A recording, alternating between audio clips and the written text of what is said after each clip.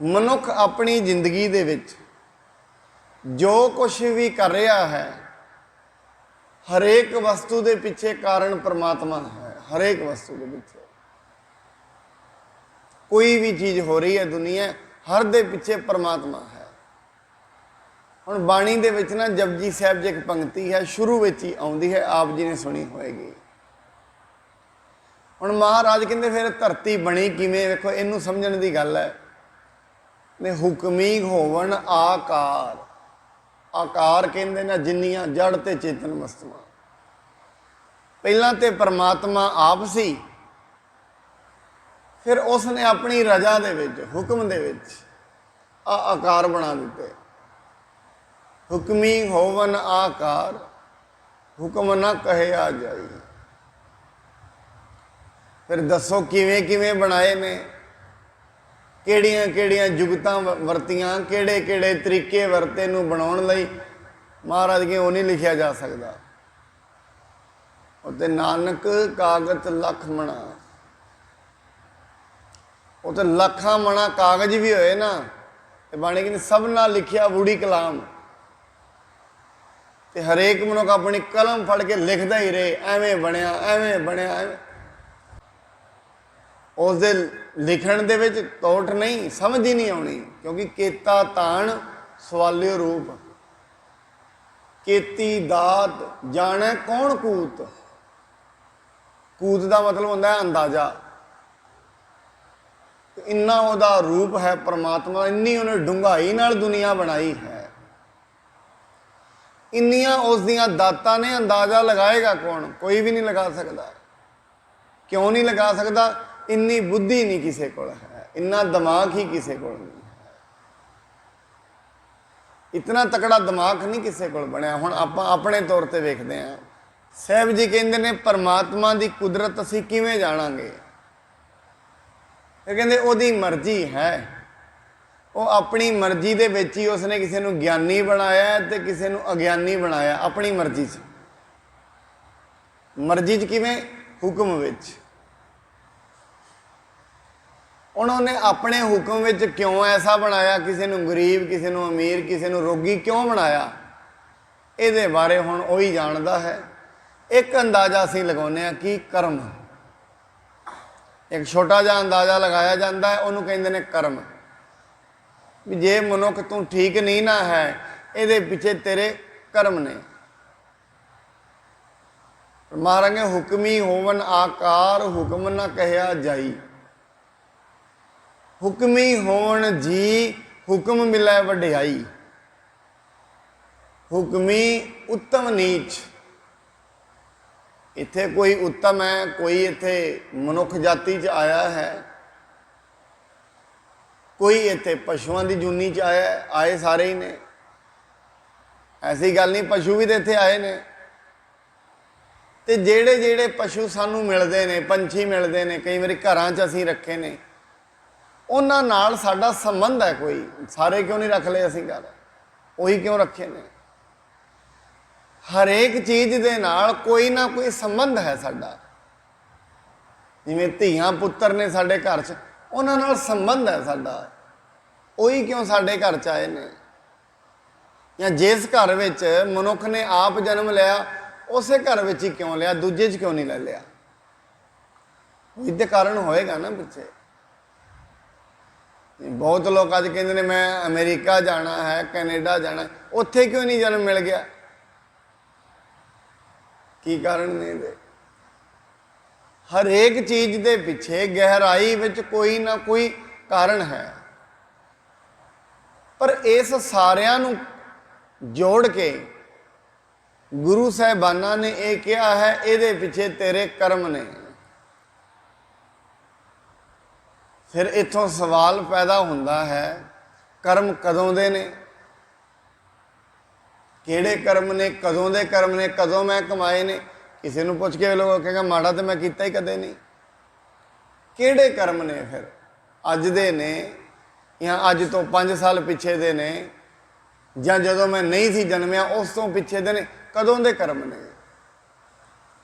फिर ये जिहड़ी डूंगी गल है, इनू सारी नू विचारना।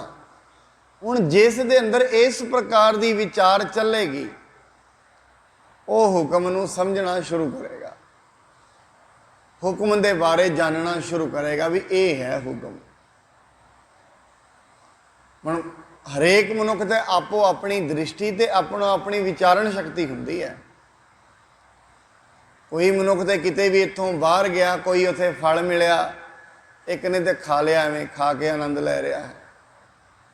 ਦੂਜਾ ਕਹਿੰਦਾ ਫਲ ਉਗਦਾ ਕਿਵੇਂ ਹੈ, ਵੇਖਿਆ ਤੇ ਕਦੇ ਨਹੀਂ, ਕਿੱਥੇ ਉਗਾਇਆ ਜਾਂਦਾ ਹੈ, ਕਿਹੜੇ ਮੌਸਮ ਵਿੱਚ ਉਗਦਾ, ਇੱਕ ਜਾਣਕਾਰੀ ਲੈ ਰਿਹਾ। ਇੱਕ ਨੇ ਸਿਰਫ ਖਾਧਾ ਤੇ ਆਨੰਦ, ਚਲੋ ਅੱਗੇ ਚੱਲ ਗਿਆ। ਐਵੇਂ ਦੁਨੀਆ ਵਿੱਚ ਵੀ ਲੋਕ ਨੇ, ਆ ਜਿਹੜੇ ਪਦਾਰਥ ਕਈ ਖਾ ਰਹੇ ਨੇ, ਰੋਟੀ ਖਾਂਦੇ ਨੇ, ਸੋ ਜਾਂਦੇ ਨੇ, ਦਿਨੇ ਫਿਰ ਕਮਾਉਣ ਚੱਲ ਪੈਂਦੇ ਨੇ, ਆ ਕੇ ਜੋੜ ਲਈਆਂ ਨੇ, ਖਾ ਲਈਆਂ ਨੇ, ਸੋ ਲਿਆ, ਜਾਣਿਆ ਕੁਛ ਨਹੀਂ। ਉਹਨਾਂ ਮਨੁੱਖਾਂ ਆਪਣੀ ਜ਼ਿੰਦਗੀ 'ਚ ਜਾਣਿਆ ਕੁਛ ਨਹੀਂ। ਕਿਉਂ? ਫਿਰ ਜੇ ਕੋਈ ਵਿਚਾਰ ਕਰੇ ਵੀ ਮੇਰੇ ਕੱਪੜੇ ਬੜੇ ਵਧੀਆ ਨੇ ਤੇ ਮੈਂ ਰਾਹ ਵਿੱਚੋਂ ਆ ਰਿਹਾ ਸੀ ਤੇ ਇੱਕ ਦੇ ਕੋਲ ਚੱਪਲ ਵੀ ਨਹੀਂ ਹੈ, ਇਹਦਾ ਕੀ ਕਾਰਨ ਹੈ? ਮੈਨੂੰ ਰੰਗ ਬਰੰਗੇ ਪਦਾਰਥ ਖਾਣ ਨੂੰ ਮਿਲ ਰਹੇ ਨੇ, ਦੂਜੇ ਨੂੰ ਨਹੀਂ ਮਿਲ ਰਹੇ, ਇਹਦਾ ਕੀ ਕਾਰਨ ਹੈ? ਹੁਣ ਜੋ ਇਸ ਚੀਜ਼ ਨੂੰ ਜਾਣਨਾ ਸ਼ੁਰੂ ਕਰੇਗਾ ਉਹਨੂੰ ਕਹਿੰਦੇ ਨੇ ਬ੍ਰਹਮ ਗਿਆਨੀ ਦੀ ਅਵਸਥਾ। ਬ੍ਰਹਮ ਦੀ ਵਿਚਾਰ ਵੱਲ ਜਿਹੜਾ ਚੱਲਦਾ ਹੈ। ਕਿਉਂਕਿ ਸਾਡੇ ਜਦੋਂ ਅਸੀਂ ਬ੍ਰਹਮ ਗਿਆਨੀ ਸ਼ਬਦ ਵਰਤਦੇ ਹਾਂ ਨਾ, ਨਾਲ ਦੀ ਨਾਲ ਇੱਕ ਐਸੀ ਤਸਵੀਰ ਆ ਜਾਂਦੀ ਹੈ ਵੀ ਕੋਈ ਮਨੁੱਖ ਹੋਏਗਾ ਜਿਸ ਨੇ ਬਾਹਰੀ ਤੌਰ ਤੇ ਚੋਲਾ ਪਾਇਆ ਹੋਏਗਾ, ਕੋਈ ਧਾਰਮਿਕ ਚੀਜ਼ਾਂ ਲਾਈਆਂ ਹੋਣਗੀਆਂ। ਉਹ ਐਸਾ ਨਹੀਂ ਹੈ ਬ੍ਰਹਮ ਗਿਆਨੀ। ਬ੍ਰਹਮ ਗਿਆਨੀ ਕੋਈ ਲਿਬਾਸ ਦਾ ਨਾਮ ਨਹੀਂ ਹੈ, ਉਹ ਇੱਕ ਅਵਸਥਾ ਹੈ, ਸਟੇਟ ਆਫ ਮਾਈਂਡ ਹੈ, ਇੱਕ ਅਵਸਥਾ ਹੈ ਸਮਝ ਦੀ। ਉਹ ਅਵਸਥਾ ਜਿੱਥੇ ਜਾ ਕੇ ਮਨੁੱਖ ਨੂੰ ਸਾਰਾ ਕੁਝ ਹੀ ਸਮਝ ਆ ਗਿਆ, ਜਿੱਥੇ ਪਤਾ ਲੱਗ ਗਿਆ ਇਹ ਸਾਰਾ ਬ੍ਰਹਮ ਪਸਾਰਾ ਹੈ। ਹੁਣ ਮੈਂ ਬੇਨਤੀ ਆਪ ਜੀ ਦੇ ਸਾਹਮਣੇ ਇਹ ਕਰ ਰਿਹਾ ਸੀ, ਹੁਕਮੀ ਹੋਵਣ ਆਕਾਰ ਹੁਕਮ ਨਾ ਕਹਿਆ ਜਾਈ, ਹੁਕਮੀ ਹੋਵਣ ਜੀ ਹੁਕਮ ਮਿਲੈ ਵਡਿਆਈ। ਉਸ ਦੇ ਹੁਕਮ ਦੇ ਅੰਦਰ ਹੀ ਹੁਣ ਹੁਕਮ ਮਿਲੈ ਵਡਿਆਈ, ਹੁਕਮੀ ਉੱਤਮ ਨੀਚ, ਹੁਕਮ ਲਿਖ ਦੁੱਖ ਸੁਖ ਪਾਈਐ ਹੈ, ਇਕ ਨਾ ਹੁਕਮੀ ਬਖਸ਼ੀਸ਼। ਉਸ ਦੇ ਹੁਕਮ ਦੇ ਵਿੱਚ ਹੀ ਆਪਣੇ ਕੀਤੇ ਹੋਏ ਕਰਮਾਂ ਦੇ ਅਨੁਸਾਰ ਮਨੁੱਖ ਨੂੰ ਦੁੱਖ ਤੇ ਸੁੱਖ ਮਿਲਦੇ ਨੇ। ਇਸ ਕਰਕੇ ਬਾਣੀ ਨੇ ਇਹ ਕਿਹਾ ਹੈ, ਆਪਣੇ ਦੁੱਖ ਤੇ ਸੁੱਖ ਵਾਸਤੇ ਕਦੇ ਵੀ ਕਿਸੇ ਪਰਿਵਾਰ ਦੇ ਮੈਂਬਰ ਨੂੰ, ਸਮਾਜ ਦੇ ਮੈਂਬਰ ਨੂੰ, ਰਿਸ਼ਤੇਦਾਰ ਨੂੰ, ਕਿਸੇ ਪ੍ਰਕਿਰਤੀ ਨੂੰ ਕਦੇ ਵੀ ਨਾ ਕਹੀਂ ਵੀ ਇਹ ਮੇਰੇ ਦੁੱਖ ਦਾ ਕਾਰਨ ਹੈ। ਨਹੀਂ, ਦੁੱਖ ਦਾ ਕਾਰਨ ਮਨੁੱਖ ਦਾ ਆਪ ਕਮਾਇਆ ਹੋਇਆ ਕਰਮ ਹੈ।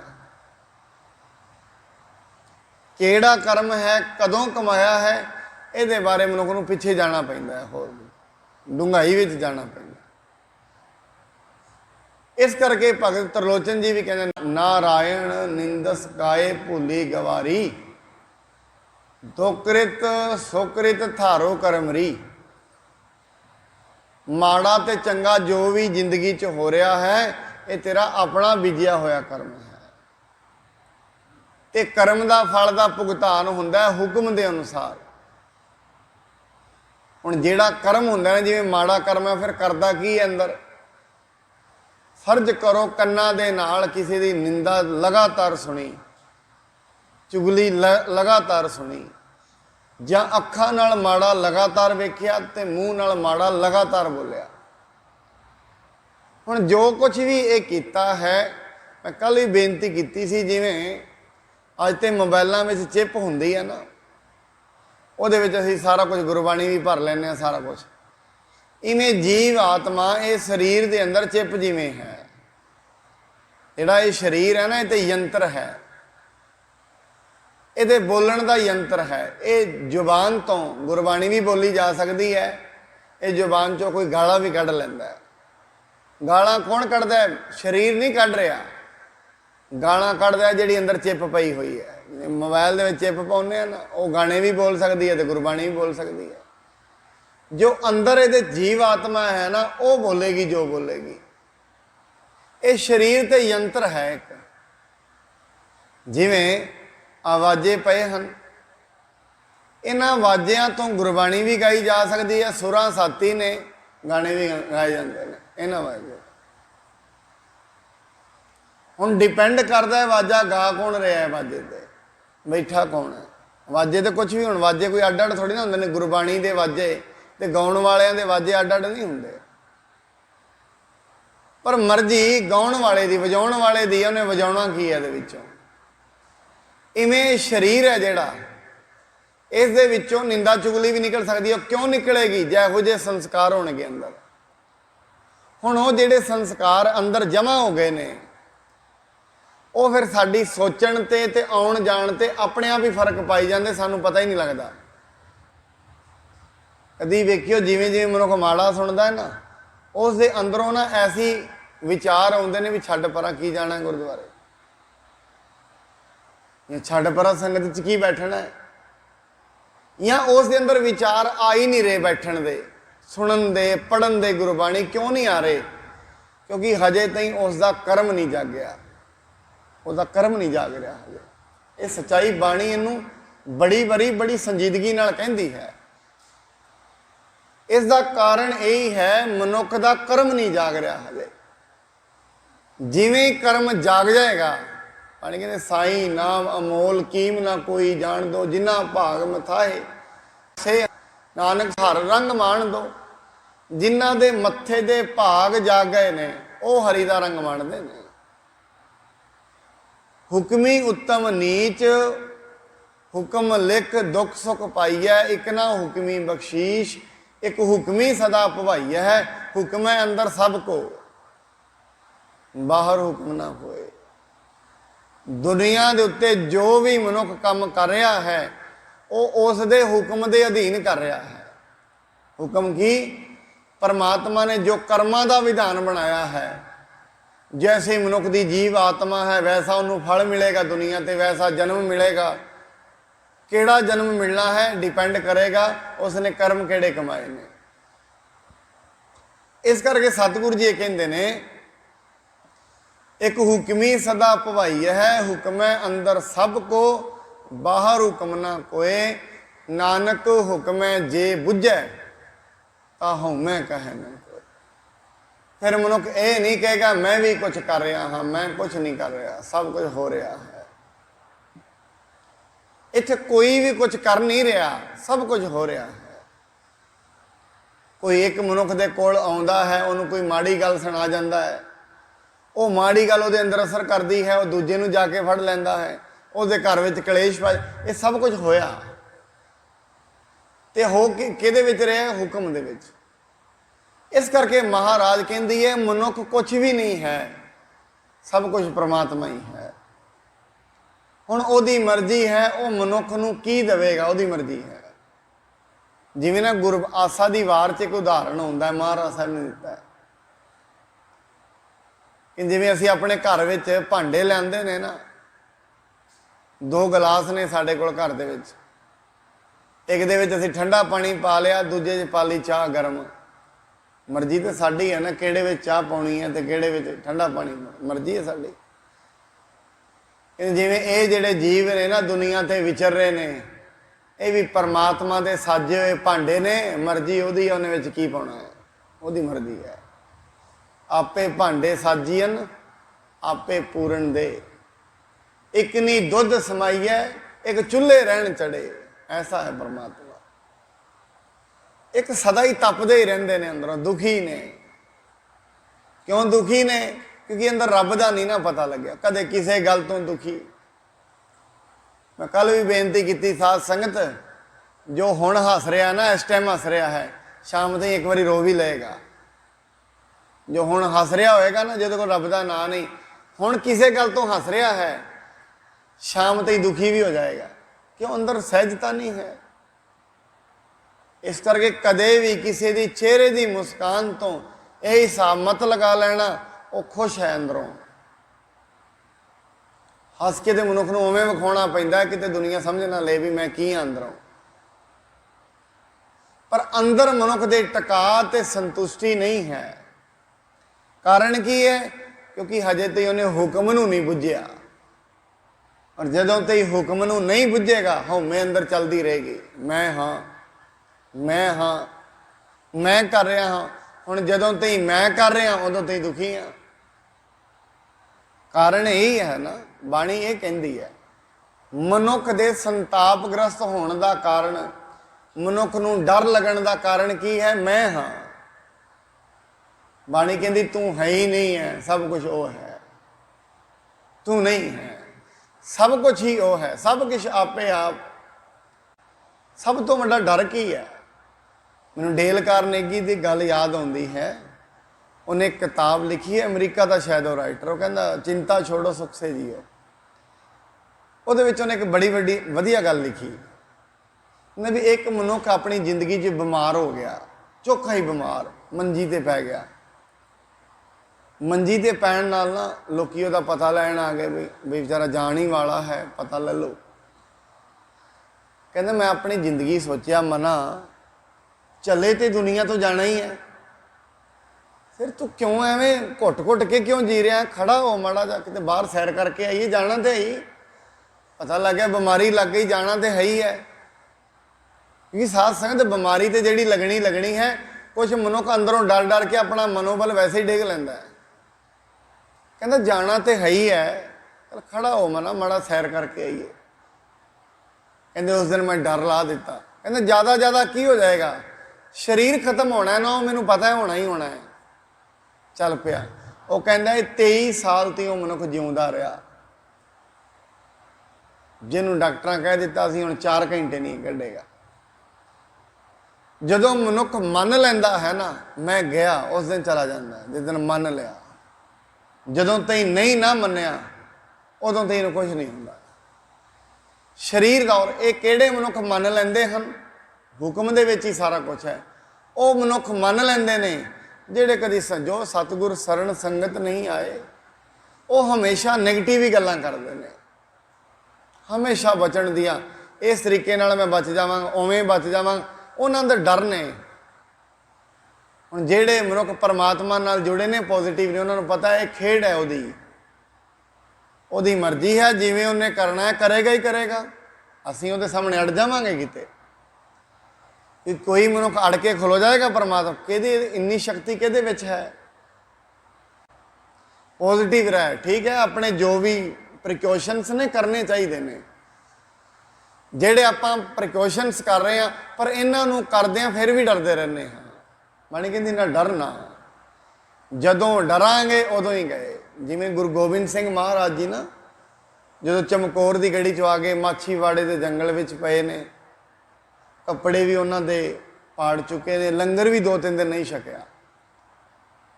औरंगजेब के अहलकार मिलते हैं गुरु गोबिंद सिंह जी को, कहते सानू पता लग्या तुसीं 2-3 दिन तो लंगर भी नहीं छकिया, तो सानू इवें लगता है सानू भी तुसीं हार गए हो, तो तुसीं अपनी हार मान लवो।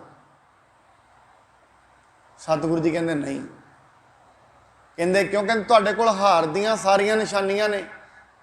सतगुरु जी कहने लगे सुनो भाई, हार जाना होर गल है, हार मान लैनी होर गल है। ठीक है, तुसीं कह रहे हो हार गए हो, हारे नहीं, असीं हार मन्नी नहीं। दुनिया है लोगों के कोलों बड़ी बारी घरां चों सब कुछ चला जाता है, वड्डे वड्डे बिजनेस फेल हो जाते हैं, हो गए ने, कोई गल नहीं, फिर मेहनत करांगे, फिर परमात्मा की अरदास करांगे। उहदी कुदरत है, उहदी कुदरत नूं स्वीकार करना। इस नूं कहंदे ने जिवें दरिया हुंदा ना, दरिया दे नाल ही तैर पैना। हुण जिहड़े मनुख दरिया दे ना, नदी दे अपोजिट दिशा में तैरनगे, सारी जिंदगी परेशान रहेंगे। जदों भी तैरन का यही नहीं है मैं ना भी जिधर पानी जा रहा उधर ही चल पो। जे पानी के विपरीत तैरांगे, अपोजिट तैरांगे, दुखी किन्नी की दूर चल पावांगे। इस करके असी परमात्मा के विपरीत नहीं चल सकते, कभी भी थक जावांगे, परेशान हो जावांगे। और इन्हां परेशानियां का कारण यही है, मनुख परमात्मा के विपरीत चलने की कोशिश कर रहा। इस यूनीवर्स के विपरीत नहीं असी चल सकते। जिवें उन्हें रखना है दुनिया में उवें ही रहना पैना है, क्योंकि वह मालक है। पर मनुख मालक किसी होर नूं समझ बैठता है, बस यदी ये भुल है।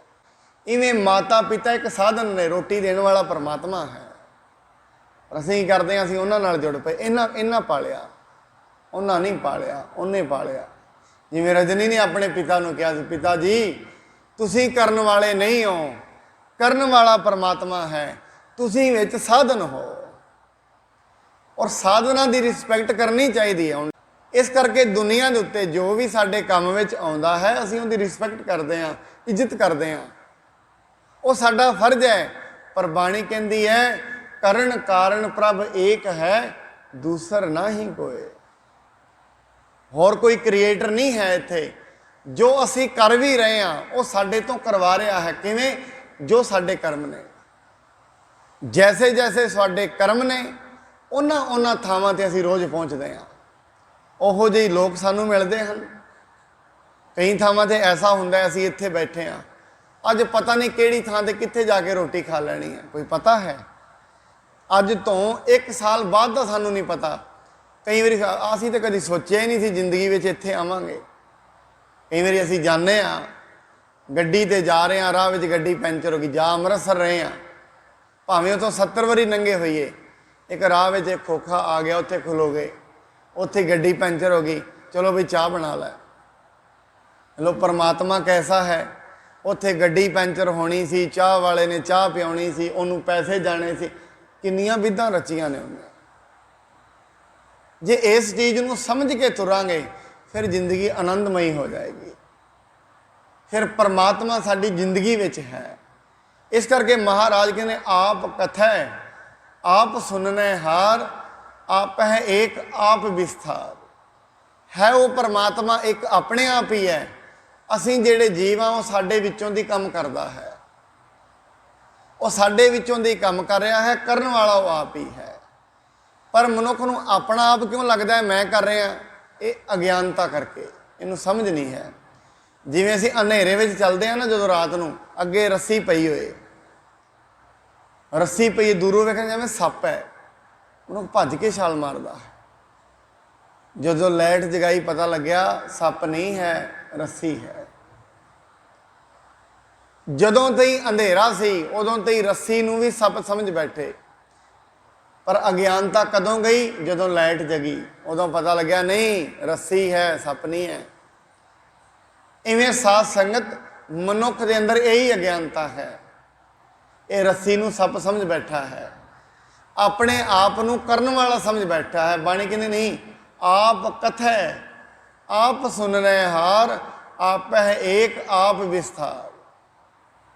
ਜਾਂ ਤਿਸ ਭਾਵੈ ਤਾ ਸ੍ਰਿਸ਼ਟ ਉਪਾਏ, ਆਪਣੇ ਭਾਣੈ ਲਏ ਸਮਾਏ।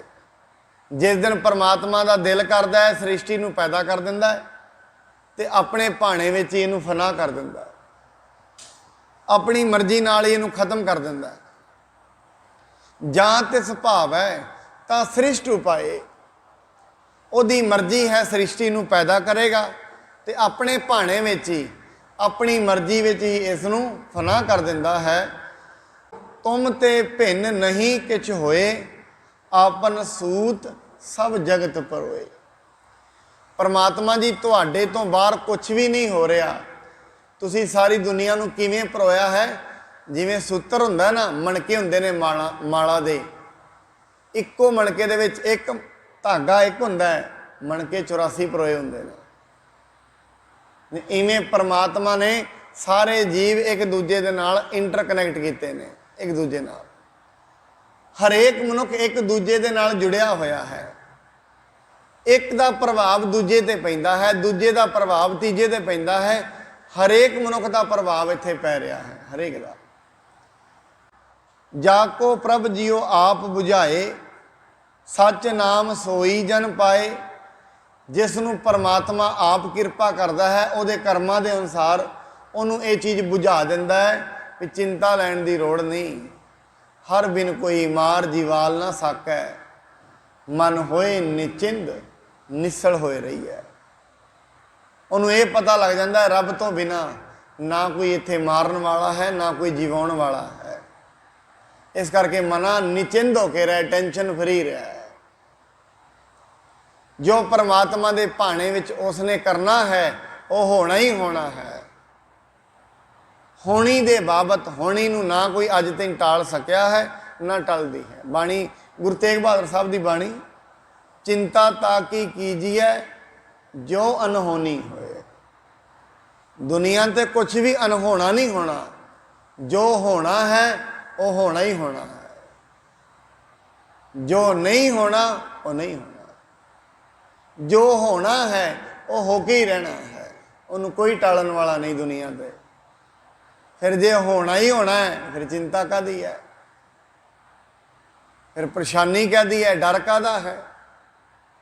ਡਰ ਹੈ ਅਗਿਆਨਤਾ ਕਰਕੇ। ਕਿਉਂਕਿ ਮਨੁੱਖ ਨੂੰ ਇਵੇਂ ਲੱਗਦਾ ਹੈ ਮੇਰਾ ਕੁਝ ਵਿਗੜ ਜਾਣਾ ਹੈ, ਮੇਰਾ। ਬਾਣੀ ਕਹਿੰਦੀ ਤੇਰਾ ਹੈ ਹੀ ਕੁਛ ਨਹੀਂ। ਤਾਂ ਹੀ ਤੇ ਭਗਤਾਂ ਨੇ ਕਹਿੰਦੇ ਮੇਰਾ ਮੁਝ ਮੈਂ ਕੁਛ ਨਹੀਂ। ਇਹ ਉਹ ਸਮਝ ਦੀ ਗੱਲ ਹੈ, ਐਵੇਂ ਨਹੀਂ ਉੱਤੋਂ ਉੱਤੋਂ ਨਹੀਂ ਕਿਹਾ ਉਹਨਾਂ ਨੇ। ਇਹਨਾਂ ਸਾਰੀਆਂ ਚੀਜ਼ਾਂ ਨੂੰ ਸਮਝਿਆ ਵੀ ਮੇਰਾ ਕੁਛ ਹੈ ਹੀ ਨਹੀਂ।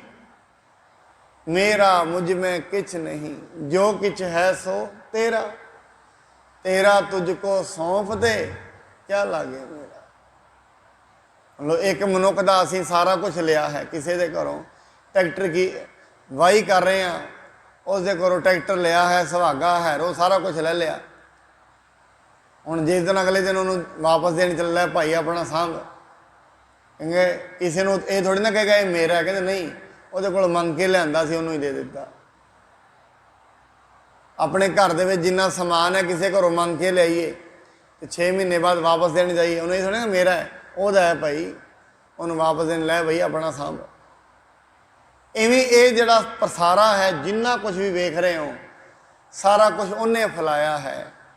ਇਸ ਕਰਕੇ ਮਹਾਰਾਜ ਕਹਿੰਦੇ ਚਿੰਤਾ ਨਾ ਕਰੋ, ਪਰਮਾਤਮਾ ਤੋਂ ਬਿਨਾਂ ਦੂਜਾ ਹੈ ਹੀ ਨਹੀਂ ਦੁਨੀਆ ਤੇ ਕੋਈ, ਉਹਦੇ ਹੁਕਮ ਵਿੱਚ ਹੀ ਸਭ ਕੁਝ ਹੋਣਾ ਹੈ।